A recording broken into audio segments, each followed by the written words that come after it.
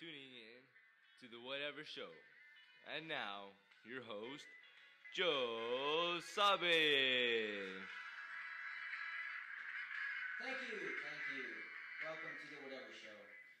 Today, we have a special guest, Mr. Nanarak Na. Also joining us today, Mr. Dr. Professor Rogers, with a PhD, an MD, DDS, and a major in BS. Tonight's story, a young man who escaped from his family's farming traditions to pursue his dream of becoming a writer. Please welcome Mr. Nanarak Na.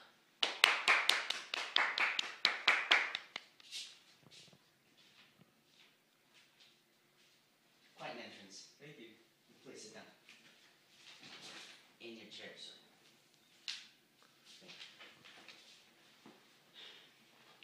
Tell us, how are you? Swell, thank you. Glad to be here. Well, we're glad to have you. Please tell us about your family, where you come from. Well, you see, I'm from Kansas, a small town there. And I come from a family of farmers. Thus, the reason why I left. Yes, I quite hear that your father was very strict on that family tradition. He wanted you to follow in his footsteps and become a farmer. Yes, well, my pa, you see, when he was still a small kid, he was a farmer, and so was my grandpapa. My father told me that school, well, I wanted to go to school, but my father told me school is for chumps. And so, he wanted me to work in a farm, full-time. But I loved writing. It was my dream, my passion.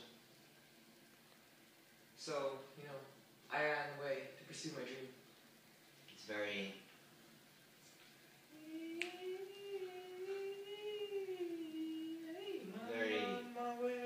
nice. Okay, we're going to take a short commercial break, but don't go anywhere because when we come back, Dr. Professor Rogers will be here with us. Welcome back to the Whatever Show. If you're just tuning in, we're with a young man from Kansas who escaped his family's farming tradition to become a writer. We're here with Dr. Professor Rogers. How you doing? I'm fine. Doctor, what do you think of the story so far? Well, I've seen this kind of ideas in works of romantics, actually, such as Thoreau and Emerson. They talked about this sort of behavior. And this actually falls under transcendentalism. I made a poster here to illustrate this. Here we have transcendentalism, and as Thoreau, he wrote that marching to the beat of a different drummer. And I've made a little picture here to illustrate this. Here we have three figures which represent society and how society is going its own way, the way it usually goes, and with its own rules and expectations for people. And here, this lone fella right here is the individual, as I've written. He is breaking away from society to follow his own aspirations, his own dreams, as we see that young aspiring writer Nanarak Na, if I am right, yes, has been doing. And here are some quotes by these Emerson and Thoreau. Be yourself, not your idea of what you think somebody else's idea of yourself should be. See, this affects the idea of marching to the beat of a different drummer, because if you focus on what other people think about you, then this will affect what you will be in life. And this will also prevent you from achieving your dreams. Yes. And how Thoreau said it, that fear is what stops us from achieving our dreams. Yes. So this is just a small sketch to illustrate this concept of marching to the beat of a different drummer, going one's own way. All right. Well, actually, Doctor, I quite like this quote right here. Public opinion is the weak tyrant. What a man thinks of himself, that is what determines, or rather indicates, his fate. I see we're having a story here about that. What do you think of this guy's fate? Yes, well, we see that if he would have stayed with his family's tradition of being a farmer, that would affect his fate, you know, his public opinion. But since he didn't let that take a grasp of him, since he broke away from that, then what he thought of himself, of what he could accomplish outside of the farm, then we see that this has given him a new fate, and he has marched to a beat of a different drummer, gone his own way, and become very successful. He has not conformed with society. Right. Thank you very much, Doctor. Thank you for having me. Now let's go back to Mr. Na. Tell us about some of your work. What inspires you? Well, you see, nothing really inspires me. It comes from within. It comes naturally. Now, which one of my books would you like to talk about? Well, we could talk about, like, live today, because tomorrow you're already dead. The end has no end. You only live once. Machu Picchu. Or my all-time favorite, Kiss Kiss Bang Bang. I see you like a lot of my books. Yes, I do. That being the case, let's have a toast. Let's have a toast. I have it prepared. Here's one for you. Thank you. For me. To books. To books. So continue, please. Well, let me tell you about these masterpieces that you were talking about. They all have to do with what Mr. Dr. Professor Rogers, a major in BS, was saying. And that is? Transcendentalism. To march to a beat of different drummer, live today because tomorrow you're already dead, and the end has no end. Both have to do with young men who paved their way to go and live their own future. They are based more about my life than any other books I've written. Live today because tomorrow you're already dead is about 4 kids who live a mining town.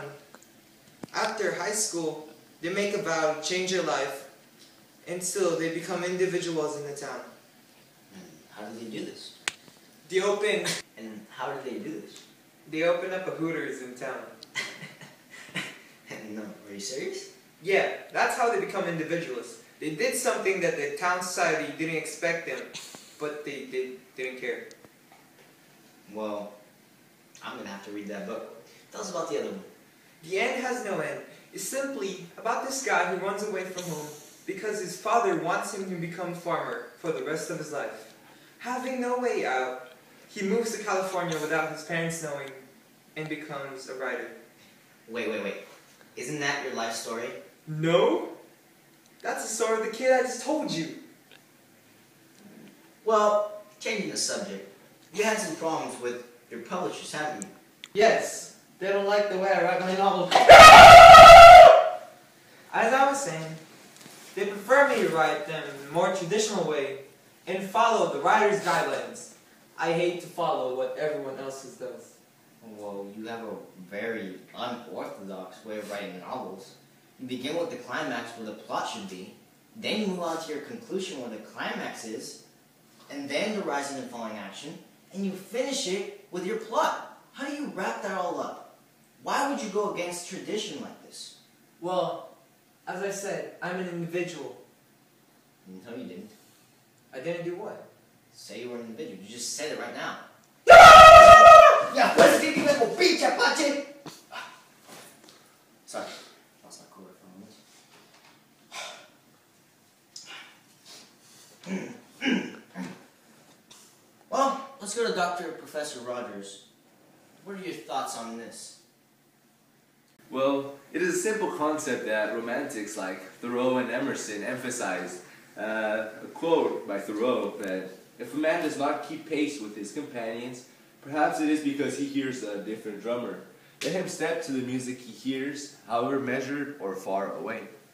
So we see that the meaning of this quote is that you have to detach from conventional method of doing things and explore for yourself, because your ideas as an individual are more important and are the ones that actually count. There you have it, folks. words of wisdom from our very own Mr. Dr. Professor Rogers with a PhD, MD, DDS, and a major in BS. What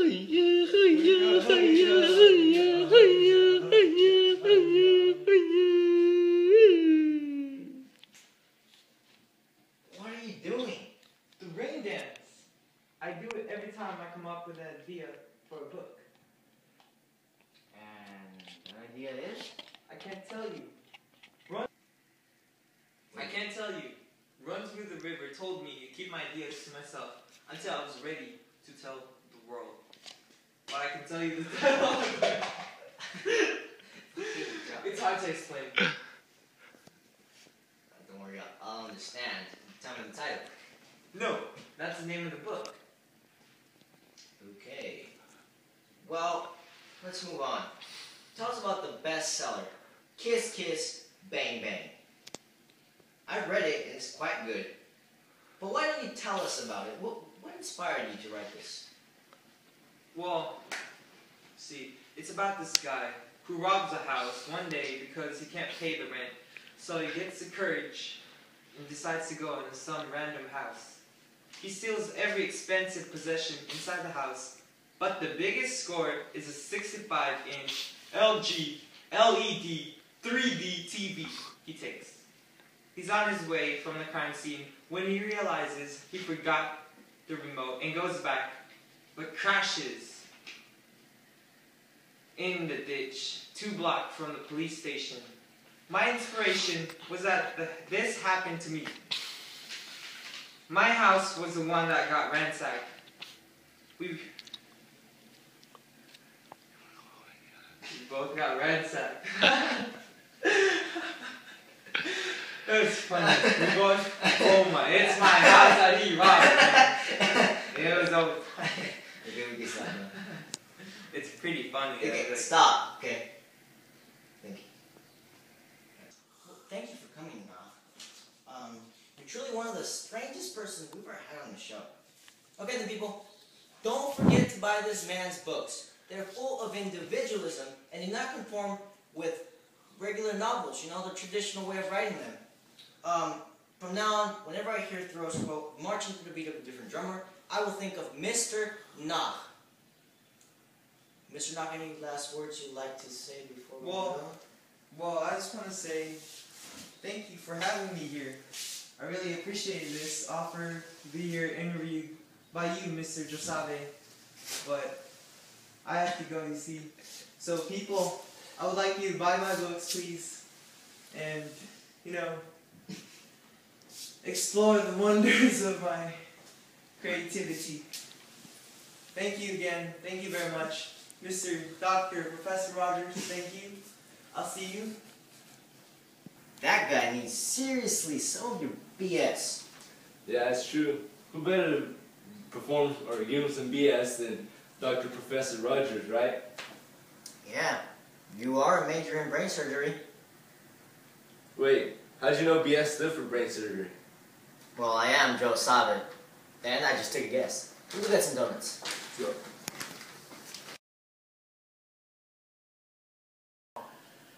And so was my grandpapa. I wanted to go to school. What's that? In your own chair, sir.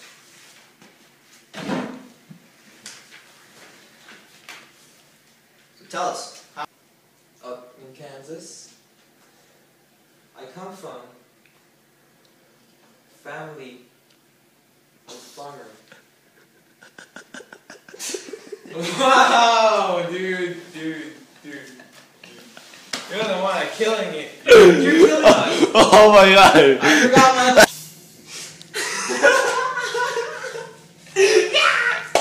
Keep going. You should get going with it. Matters. You better tell you what he's. I'm just laughing, but this will go overboard. For real, dude. Just go along with it. Alright, let's retake. Individualists. They did something that in their own town society. In their own town society, but the town did not. Cut. See, it's hard to read it, right?